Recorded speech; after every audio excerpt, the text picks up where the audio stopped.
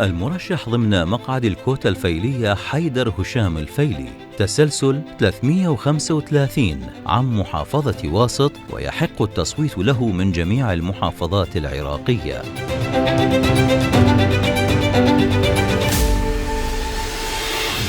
حاصل على شهادة البكالوريوس بيولوجي من جامعة واسط، شغل مناصب عدة أبرزها مدير العلاقات الحكومية في شركة زين العراق للاتصالات مكتب واسط، عضو مجلس محافظة واسط من عام 2013 إلى عام 2019، ساهم في تأسيس أول لجنة حكومية لشؤون الكرد الفيليين في محافظة واسط، وساهم في إنشاء أكبر نصب تذكاري للشهيد الفيلي في مدينة الكوت. رقم التسلسل 335 للمرشح حيدر هشام الفيلي.